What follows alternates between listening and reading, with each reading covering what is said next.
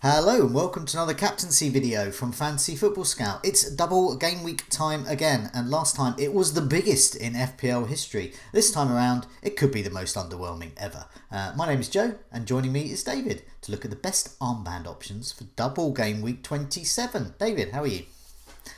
Yeah, doing well, thanks, Joe. It's as you say, a bit underwhelming looking at the options we've got for this game week, and of course, we're recording this with a little bit left of game week 26, and that's been underwhelming too. So, yeah, we'll do our best to be excited about the options on offer. I went for Calvert-Lewin in the end, who obviously in the first game, played right wing, which was nice. Watching Spurs on the Sunday was quite scary. As someone who'd sort of said, "Well, I'm not going to break my team to get Kane in." Thankfully, he only got 6 points. Yeah. But that's mainly because of Bale. Bale seemingly the reason why everything we said about Burnley just completely evaporated. So sort of swings and roundabouts there. Yes, Spurs were better than perhaps I expected, but the fact that Bale was around at least made sure that Kane only got 6 points at that point. So I don't feel too bad about not owning him at the moment, but we'll see. No, I know I think the two things with Bale are, obviously he helps the whole Spurs attack. So as we saw with Son, there was plenty of points there for him assist wise. Kane could have got much more. Bale helped that, but Bale might not play every Premier League game. Mourinho certainly hinted that he would like to play him, but he probably won't be able to for every single game. But you never know with Mourinho. Maybe he will play him every single game. In which case, Bale could start becoming a captaincy option alongside the likes of Kane and Son that we've spoken about many times so far this season. But on to this week. Man City play Manchester United and Southampton. But the question really is, who plays both? And is Ederson the best captain? Or should we start looking elsewhere for the captaincy? So yeah, what do we think about City options for the captaincy? Yeah, obviously, it's very tricky to predict who's going to play twice, especially as we're actually recording this before they play Wolves on Tuesday. So that is the missing. That's going to be the second piece of the puzzle, which you'll just have to get later in the week. But we'll have plenty of videos, so it will be discussed, and we'll have articles on the site as well. So that'll help answer the second end of that. For me, with that lingering there, and the fact that actually Man United and Southampton, they're not fixtures that massively leap out to me from an attacking sense, especially the United game. I'll come on to why in a second. I actually think this could be an opportunity, to captain a Man City defender because, I'll start with Man United. I mean, Man United, when they play these big games, they just always finish 0-0, and we said that last week, didn't we? And that's exactly what happened. It was the against most Chelsea, predictable result we've ever had, and it came to pass. Exactly. So just going over their matches against top six. Game week 26, Man United 0-0 with Chelsea. Game week 21, 0-0 with Arsenal. Game week 19, 0-0 with Liverpool. Game week 12, 0-0 with Man City. And then game week 7 and 6, Arsenal, they lost 1-0. But it was nearly a 0-0. It was a penalty from Aubameyang. Game week 6, Chelsea 0-0. So 0-0 is, not exactly unexpected for a Manchester derby these days. If one team's going to score, it's more likely to be Man City, just because of the way that Man United set up for these games. But either way, the chance of a clean sheet is very high, not least because Man City's defence, of course, is very good. So over the last 4 matches, which, as I said, doesn't include the Wolves game, but still, relevant. Those 4 matches, it's last 5 if you're going to then include the Wolves game. But they're in the top 4 for expected goals conceded. They've kept 2 clean sheets in that time, only conceded 2 goals. And actually, the defence is a place where you feel a bit more comfortable with who's going to start. I'll just cover Southampton as well. Their attack has been really poor recently, so they've scored 4 goals in their last 6, which is the second worst in the Premier League over that period. So they're not looking in particularly good shape with the injuries that they've got. They can't put 2 and 2 together really. They've losing Romeo for the whole season. Means they've had to play Armstrong at centre mid. Obviously, he's naturally a wide man. Minamino might come back, but I mean, I know I picked him as a differential on the Scoutcast, but no offense to him, I can't see him completely transforming Southampton's attack by coming back from injury, especially if they're playing Man City. So between Man United in the big games, not really offering very much, and Southampton just really unable to actually trouble opposing defences anymore. yeah, it's hard to look past a Man City defender. Ederson, of course, is the most nailed on to start. And we keep saying maybe he'll take a penalty, maybe he will take a penalty. We'll see. Like I said, the missing piece of the puzzle is the Wolves game on Tuesday. But my suspicion, which is accurate as of this moment rather than maybe on Thursday, is that Cancelo actually looks like a decent option for this because he obviously was rested for the first 26 game. And I generally prefer him for like chances of an attacking return, just because he can play in midfield. Stones and Diaz have both played the first one of 26. So if you look at the next 2 game weeks as a 4-game block, because Cancelo's already had his rest, the chances of Diaz or Stones having one in that one, in my opinion, goes up. So I am strongly considering. My bus captain was actually Cancelo. We'll see, because there's still a lot of football to be played, but that's very much where I'm looking at the moment. Okay, well, I've got Stones, Gundogan and Ederson. And I think a lot about the City captaincy this week will be, and I say the City captaincy, Man City have a double game week, so it just seems logical to captain them. And as we'll come on later, it might be logical to look elsewhere. But I think we're stuck with whoever we've got. So in order for me to move my City assets around, I would be looking at removing one of Stones, who has hauls in virtually every double game week he's played this season for City. Ederson, who's seemingly nailed on for clean sheets for 2 matches, but definitely to play. And Gundogan, who is still getting into the box and could do well. So I think, like FPL players like me are thinking, I'm going to have to remove one of them in order to get another one. For example, Kevin De Bruyne. And here's something I looked at just the last couple of matches about De Bruyne and Gundogan, because as a Gundogan owner, I was just looking at thinking, why am I not getting points from Gundogan while Kevin De Bruyne's back? And why didn't Gundogan get so many points when De Bruyne was around prior in the season? So this is a massively small sample, and I'm going to be intent on looking at the Man City game tonight. If Gundogan and KDB are playing, I want to see more about this. So last 2 matches though, prior to the Wolves game, De Bruyne has created 5 chances. He's had 5 goal attempts in his 2 starts there. Meanwhile, Gundogan has had no chances. He's had 2 goal attempts. So I'm watching the games. I'm seeing Gundogan making the runs, but I'm not quite seeing the service to him, and I'm not seeing him deliver the service to others. And it's 2 matches, so I don't know. And so that says to me, although Gundogan's currently my bus captain, I do not feel confident at all about that. And I actually may captain Ederson, which is the ultimate dullard move. But Ederson will play. I think he'll get 2 clean sheets. So I think I'll be looking, possibly with bonus, but I'll be looking at a 12-point return, so 24 points for my captain. I'll take that. I think I would happily take that. It's not a triple captaincy at play for me, so yeah, I'll happily take that. But what do you think? I mean, am I onto something here with Gundogan and KDB, or is it just too small a sample size? I mean, it's possible, yeah. I mean, I think, yeah, I would, like you, I want to see more of this dynamic. We have seen it a little bit earlier in the season, but again, only a small sample size. So Gundogan obviously did well against Chelsea when De Bruyne was playing false 9. So it is possible to get them both on the pitch, and then for them to both deliver. Is just where De Bruyne is best utilised, obviously, is on the right-hand side of a midfield 3. So we haven't really seen too much of them start together with Gundogan on the left of the midfield 3, De Bruyne on the right of the midfield 3, when Gundogan has been making those advanced runs.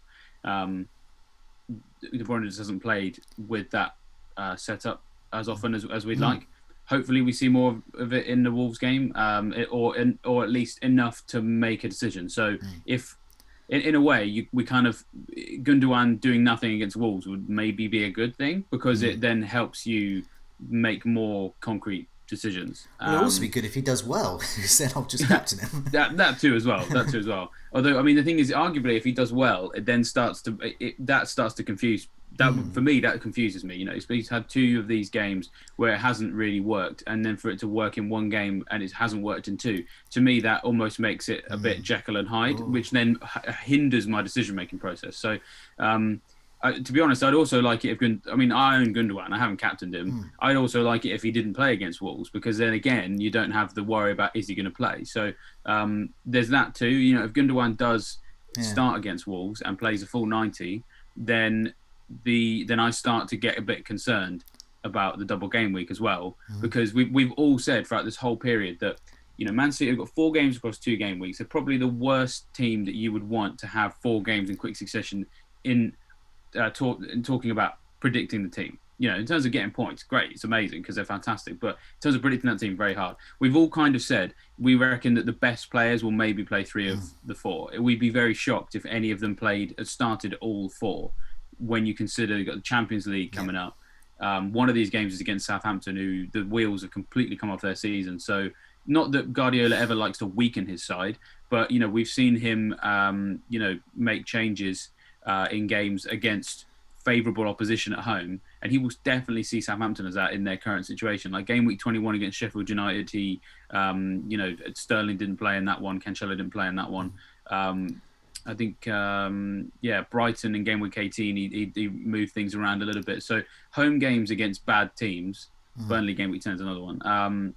That's when he starts to rotate things. So that's going to be at the back of my mind as well, which does just kind of bring me back to Ederson and Cancelo. You know, Ederson won't get the rest. Cancelo's already had one. So in terms of the timeline of how you're predicting the starts occurring, he's already thrown us a Cancelo bone, but we don't have, in my opinion, enough on Gundogan yet, because he's going to need it for the Champions League. So there's too many unknowns. I hate double game weeks for Man City, even though they can be rewarding. They're such a mind bender. Yeah, it is. It is really tricky. The Southampton game looks obviously the most favourable, but you know who is going to play. That's why we'll be looking at the Wolves match. Also, further to that in defence, obviously we've got rotation. Stones and Diaz can be rotated. We've seen Laporte come in there. Nathan Ake is going to be back in training. Full training, I believe. So he could be an option. I think he could be an option for if Nathan Ake not an option for us, an option for Pep. True. I'm not saying an option for us. He could be an option for Pep Guardiola. It would be so this season, though, wouldn't it? And it for him to start at the expense of someone like Stones, and that's what I would be looking at. And that's worries me. That's why I'm not going to be captaining Stones, even though he has been probably the best asset to have, because he scored in the last double game weeks. He's the Laporte of this season. Tough decisions, mate. I've just got some more figures to put up on the screen. This is last 4 matches for Man City. So this includes that time. Obviously, De Bruyne's back, and obviously De Bruyne's last matches that he picked. But it also underlines how creative De Bruyne is and still is, but also how poor he's been in front of goal. So we're looking at his expected goal involvement quite low down actually. Despite those 9 chances created, less than 1 goal is expected to have been involved in. And his shots inside the box, just one shot inside the box. So as we saw, he's getting goal attempts, but he's only getting 1 inside the box there. So that's what we want. One of them close to goal, on target. It's great when you see a De Bruyne howitzer going in at 30 yards, but that's just not going to happen every week. As much as we would love it to. But it also underlines Cancelo there. He's created 4 chances. He's had a couple of shots inside the box. So he's actually had more shots inside the box than De Bruyne. And he's had a big chance as well. De Bruyne hasn't had any big chances over his last 4. Gundogan there, 5 big chances. Underlying stats guy, he's the top guy. Expected to have scored at least 3, maybe even 4 goals, been involved in rather. And he's had indeed scored 4 goals. Sterling is the one. Sterling's probably going to play tonight. He's had his rest. Will Sterling play both of those 2 games? I think Sterling, if he plays both of those 2 games, could be a great option. But I don't think he's ever scored for City against Manchester United. So I think hasn't he never scored for anyone against Manchester United? He's never scored against Manchester United, yeah. So including Liverpool. For a game that we are once again predicting to be 0-0, that doesn't bode enormously well for a double game week. Some tough decisions to be made. To definitely timestamp this. This is before the Wolves game. I just want to reiterate that. So you may be watching this after the Wolves game, in which case you will be armed with much more information than we have, and we've just outlined some of the things we'll be looking out for in terms of starts, rotation, and also that KDB and Gundogan dynamic. Just have a quick look at defences over the last 4 as well. I mean, it can shows there that the Manchester United and Southampton have conceded 6 big chances each. So there is definitely a strong possibility of goals. But the way as you said, the way Manchester United is set up, it's a different ball game with the top 6. Those options there. What about Southampton? Okay, in terms of, I was going to say, in previously my notes had, in terms of big chances, it looks like it's Ings or no one. But I did a revised table this morning on big chances over the last 4, because we could include the Everton match which took place last night, Monday night.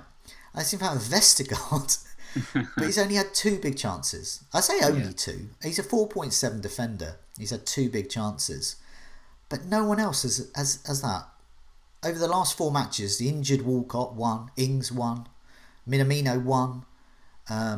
It goes on. Adams won, Teller won. They've all had a big chance over the last 4. I mean, I look at this table and I just go, ugh. I'm not captaining any of this lot. But yeah, what do you think? Just before we move on, Southampton for the captaincy? Well, nah, absolutely no way. I'm not gonna own any of their players. I mean, it's in a way it's very sad. I played the last post as I sold Alex McCarthy for game week 26 because he was the very last player of my team who had lasted since game week 1, and he's gone. And Ralph Hasenhüttl did exactly the same thing. Fraser Forster's in now, so you can't even trust the goalkeeper thing if you wanted to. Because to be honest, I mean they're playing Sheffield United, so I mean that's not too bad, right? That's not awful. That's actually a not bad game. But we always like to say you need form as well as fixture. Yeah. As I said, in the last last 6 matches, Southampton have scored 4 goals, which is the joint lowest in the division. The lowest is Sheffield United. So this looks like a nailed-on 0-0 in my opinion. Against Everton, they didn't have a shot on target until the 89th minute, and that was actually Vestergaard, who was it was sort of a second face from a free kick from a corner, I think it was, and Pickford smothered it quite nicely. So I can't, the stats back up kind of my eye test of watching Southampton. To be perfectly honest, the fact that I think they could get a clean sheet maybe in the Sheffield United game makes you maybe wonder about Vestergaard. I mean, I only say this because didn't Luke captain him for the other double game that they played, and he obviously didn't deliver. But let's mention Luke here, because Luke captained Gareth, captained Gareth Bale for the current double game we were involved in. So if he's thinking of captaining Vestergaard and he's just triple captained Gareth Bale, huge haul there, and he's only played 1 match, then maybe Vestergaard is someone to consider. So that's one for the Mavericks, we're going to say. Yeah, absolutely. Because the Sheffield United game isn't bad, but of course the problem is with Man City game, you could possibly expect him to lose all his points that he's earned in the Sheffield United game, lose them all in the Man City game. So, with Ings, when the team is at full capacity, he's a great option, but they're missing so much talent that you just can't trust them to get anything right now. Okay, let's have a look at some of these other fixtures then. And looking at that, arguably the West Ham Leeds game could be, if you're looking at a single game week captaincy option, the West Ham Leeds game could be your place, because Antonio and Rafinha, last 4 matches, have been exceptional key players. Let's have a look at the expected goal involvement. Last 4, so Gundogan, as we saw, is top when we looked at the Man City players, but second is Antonio. He's had 4 big chances, expected to be involved in 3 or 4 goals, scored a couple, created a couple of chances, had a couple of assists. I mean, he's bang on. He's matching his underlying stats, which are great. Salah, perhaps is a player that we should be considering. We'll maybe come to him in a sec. But Rafinha there, he's just had the 1 big chance, but his expected goal involvement is expected to have been involved in nearly 3 goals there. He's created an eye-popping 17 chances, which is double Kevin De Bruyne. So he's a double Kevin De Bruyne at the moment, which is pretty huge. And then Sterling's creeping in there. And Diagne. Is it Diane? I'll go with Diane. I still not completely sure. I keep getting multiple different pronunciations thrown at me. So. The Prince of Goals at West Brom, Diane, his expected goal involvement is 2.5. Meant to be involved in 3 goals. He's had 4 big chances as well. So there are some options there. But yeah, going back to those fixtures again. I mean, those players I mentioned, but any others spring out? Well, I know that Jesse Lingard is all of a sudden the talk of the town. I mean, Antonio's made a mockery of a lot of us because a lot of us have binned him off for the tough games. Went for my team 2 weeks ago. I told him to get Watkins, which might be inspired. It depends what Villa do in the second half of the game week. We'll see. But yeah, Antonio, I think he always had the ability to be fixture proof, and I feel sort of silly for ignoring it because he did it in Project Restart. He did it at the start of the season as well. People forget that they were just not on our radar at all because they had horrible fixtures. But whilst those fixtures were happening, he was still delivering. So game week 2 scored against Arsenal, game week 4 scored against Leicester, game week 6 scored against Man City. He's obviously now done that again. So yeah, he looks great. Lingard is coming into the conversation increasingly because he's so reliable since he's turned up. It's amazing. It's like the World Cup 2018 all over again. Since he's been here, it was 2 goals against Villa, 1 assist against Sheffield United, a goal against Spurs, and an assist against Man City. So, that's basically a goal involvement per game. And his stats aren't too bad either. He doesn't seem to get too many big chances, but he loves a shot, and he loves an accurate one too. So in the last 4 matches, he's got 6 shots on target, which is the second highest in the league. The only one higher than that is Maddison, who obviously is injured at the moment, but is included because we're on players' last 4 matches. So if you exclude injured players, then Jesse Lingard is joint top for shots on target. He's only had 1 big chance, which just kind of highlights that the chances he's getting aren't necessarily massive, but he's certainly keen, which I think we all knew about him anyway, on and off the pitch. But he's got some creativity too, which is kind of nice. Again, it's not groundbreaking, but it's good enough the thing is, what he does, he doesn't create loads of chances, he just creates a healthy number of big chances, which is not that surprising when you consider the way that the way that team is built to supply Antonio, who is 6-yard box merchant. And I don't say that as an insult, that's exactly what he's there for, and he's great. That's great for fantasy assets, but he seems to be the guy that can kind of whiz through a few people and lay it on a plate in those scenarios, because in the last 4 matches he's created 2 big chances, which means he's joint 3rd best in the league for that as well. So I don't know if I'm necessarily going to sign him this week because obviously he can't play against Man United, but I think Lingard is increasingly going to kind of be in the captaincy conversation. Of course, he can benefit from the clean sheets if they get one, gets more points for the goals compared to Antonio. So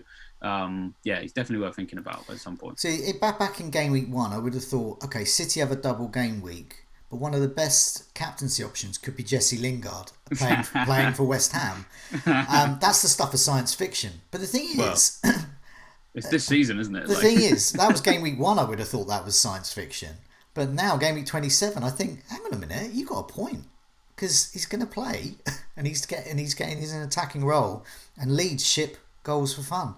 You know what they say about science fiction? It's science fiction until you are, evolved enough to believe that actually it's science fact. So maybe that's what it is. Science present and fact. Excellent. I think, well, I'm going to say we scraped it. We haven't actually. We might have actually sort of risen up the barrel here, because I'm not sure about those Man City players. I don't know who's going to be playing twice. All eyes on that Wolves game tonight. Lots for us to consider as well. Will I captain Ederson? Is Cancelo the best captaincy shout? And are we fools to ignore Vestergaard, the Maverick pick? But in the meantime, David, thanks so much for joining me, and good luck with your captaincy decision. Cheers. Thanks, and the same to you, Joe.